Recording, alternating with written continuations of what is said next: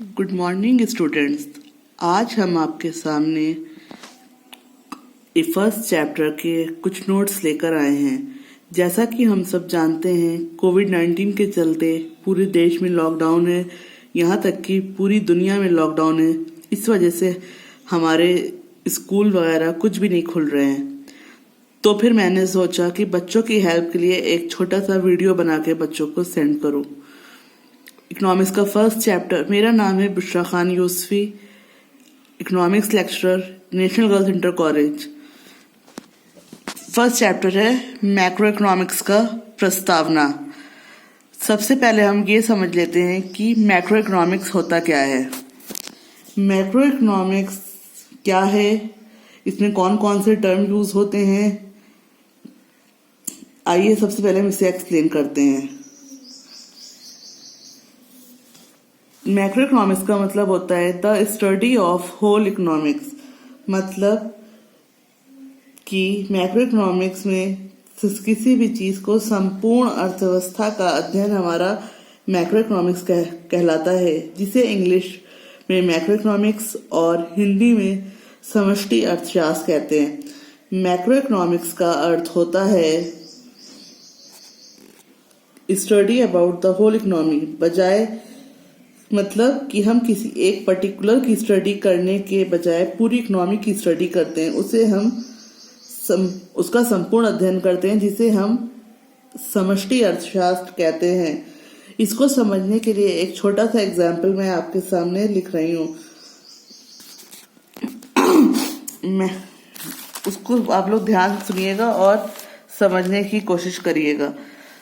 अगर हम आपसे पूछें कि सेविंग क्या है, अच्छी चीज है या बुरी चीज है, तो जाहिर सी बात है आप सभी का क्या मोस्टली बच्चों का जवाब यही होगा कि सेविंग अच्छी चीज है।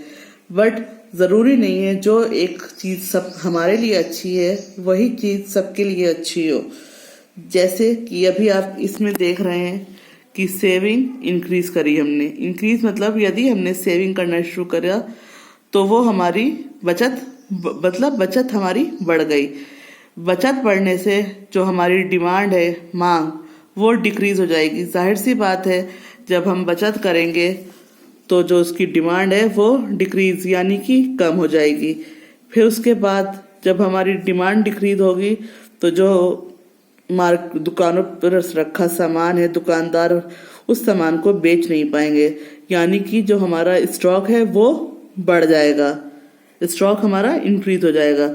स्टॉक इंक्रीज होने से जो प्रोडक्शन है, मतलब जब जाहिर सी बात है जब उनका दुकान पे रखा सामान नहीं बिकेगा तो वो आगे उसके लिए प्रोडक्शन भी नहीं करवाएंगे। जब प्रोडक्शन यानी कि उत्पादन जो है हमारा कम हो जाएगा, प्रोडक्शन डिक्रीज हो जाएगा, और प्रोडक्शन डिक्रीज होने से एम्प्लॉयमेंट भी डिक्रीज हो जाएगा, यानी कि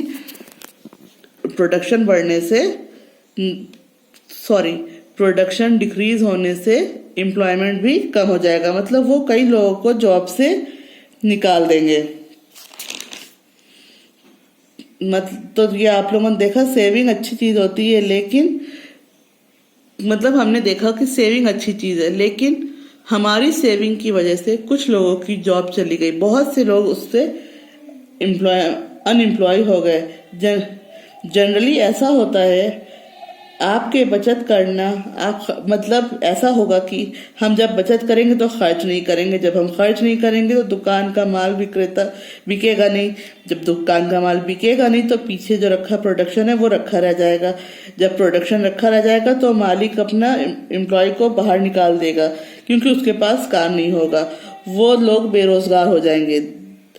कहीं ना कहीं सेविंग अच्छी बात है, लेकिन वह किसी के लिए बेकार बात भी है क्योंकि किसी की उससे जॉब चली जाएगी। This is macro economics. ये हमारा समष्टि अर्थशास्त्र हुआ। हमने देखा कि सेविंग अच्छी बात है हमारे बेसिस पे, ये माइक्रो इकोनॉमिक्स लेवल है, लेकिन जब हमने देखा उसकी वजह से किसी की जॉब चली जाएगी तो ये हमारा मैक्रो इकोनॉमिक्स में आ जाएगा, जिसमें हमने संपूर्ण अर्थव्यवस्था के बारे में सोचा, जिसका एग्जाम्पल होता है ये एग्रीगेट डिमांड, समग्र मांग, यानी टोटल एक इंडस्ट्री में जितना भी प्रोडक्शन मार्केट में सेल होगा वो हमारा एग्रीगेट डिमांड बोला जाएगा। नेक्स्ट टॉपिक है हमारा टाइप्स ऑफ कमोडिटी, वस्तुओं के प्रकार। हम इसमें consumer good, capital goods, final goods, intermediate goods पढ़ेंगे। कंज्यूमर गुड उपभोक्ता वस्तुएं, कैपिटल गुड्स पूंजीगत वस्तुएं, फाइनल गुड्स अंतिम वस्तुएं, इंटरमीडिएट गुड मध्यवर्ती वस्तुएं। कंज्यूमर गुड को हमने 4 और प्रकार में बांटा है। ड्यूरेबल गुड्स टिकाऊ वस्तुएं, सेमी ड्यूरेबल गुड्स अर्ध टिकाऊ वस्तुएं, नॉन ड्यूरेबल गुड्स गैर टिकाऊ वस्तुएं, सर्विसेज यानी कि सेवाएं। Consumer good, consumer good way goods होते हैं जो हम यूज करते हैं बिना लाभ के, वे कंज्यूमर गुड्स कहलाते हैं। अब आप इसकी डिफिनीशन क्या कहेंगे कि वे सारे गुड्स जो मनुष्य अपनी आवश्यकताओं को संतुष्ट करने के लिए करता है बजाय लाभ कमाने के, वे कंज्यूमर गुड कहलाते हैं। अब हमारे अपने घर में जितने भी आइटम सामान हम यूज कर रहे हैं वे सब कंज्यूमर गुड हैं, चाहे वे कॉपी हो, पेन हो, फ्रिज हो, टीवी हो, वॉशिंग मशीन हो।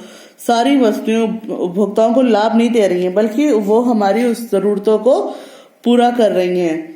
तो वो सब हमारे किस कैटेगरी में आएंगी? उपभोक्ता वस्तुएं कंज्यूमर गुड्स के कैटेगरी में आएंगी।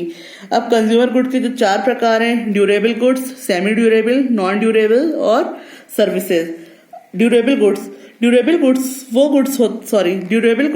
गुड्स होते हैं जो कई वर्षों तक चलते हैं। कई वर्षों से मतलब वह 5 से 7-8 साल तक, जैसे फ्रिज है, टीवी है, वॉशिंग मशीन है, ये सब आपके हमारे ड्यूरेबल गुड्स के अंतर्गत आते हैं। फिर आएगा हमारा सेमी ड्यूरेबल गुड्स, अर्ध टिकाऊ वस्तुएं जो 1 साल या उससे कुछ अधिक समय के लिए चलती हैं, जैसे कपड़े या electronic goods.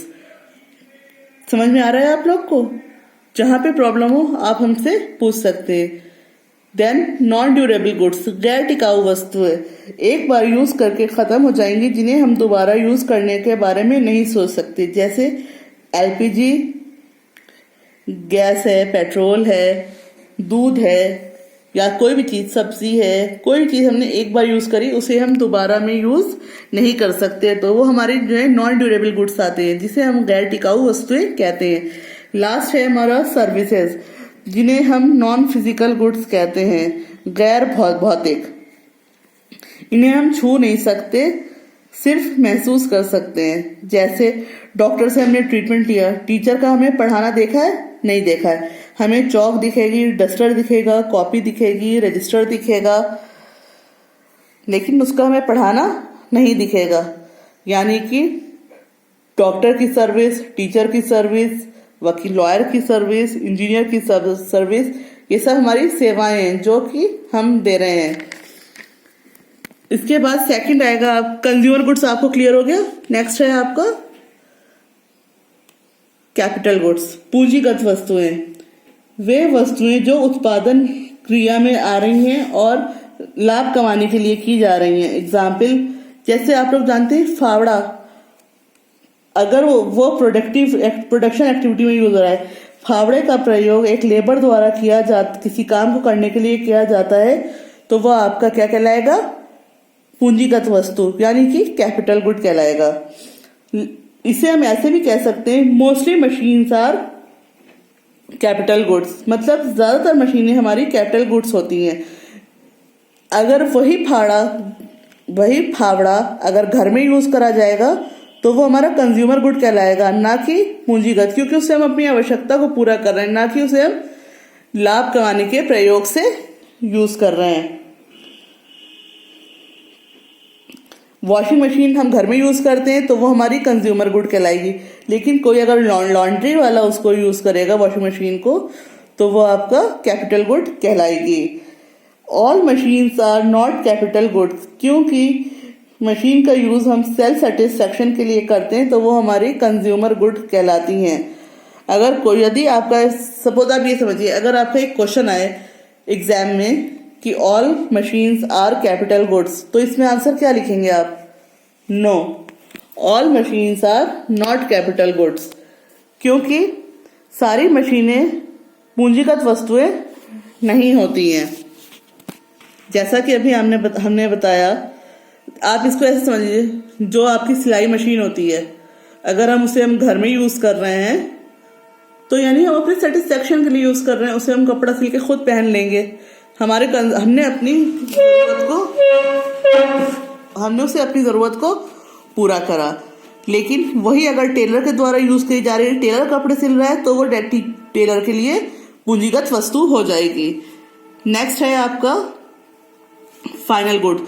Final good way goods होते हैं जिनका प्रोडक्शन हो चुका होता है, वो और अपने यूजर के यूज करने के लिए रेडी हो गए। मतलब फाइनल वो बिल्कुल फाइनली तैयार हैं। वो गुड्स हमारे क्या कहलाएंगे? जो हम बिल्कुल फाइनली यूज करने के लिए रेडी है, वो हमारे कहलाएंगे फाइनल गुड्स। इंटरमीडिएट गुड्स वे गुड होते हैं जिनका प्रोडक्शन चल रहा है। इंटरमीडिएट गुड्स और फाइनल गुड्स को तीन डिफरेंस के आधार पर डिफ्रेंशिएट किया जा सकता है। फाइनल गुड्स उत्पादन की सीमा रेखा को क्रॉस कर चुके होते हैं, यानी कि उत्पादन की सीमा रेखा को पार कर चुके होते हैं। इंटरमीडिएट गुड उत्पादन की सीमा रेखा को पार नहीं किया होता है। समझ में आ गया कि वो उसकी सीमा रेखा से क्रॉस हो चुके हैं, लेकिन इंटरमीडिएट गुड अभी भी सीमा रेखा के अंदर है। सेकंड, वे अपने यूजर के फाइनल गुड्स अपने यूजर के यूज करने के लिए रेडी हैं, और इंटरमीडिएट गुड्स जो हैं अपने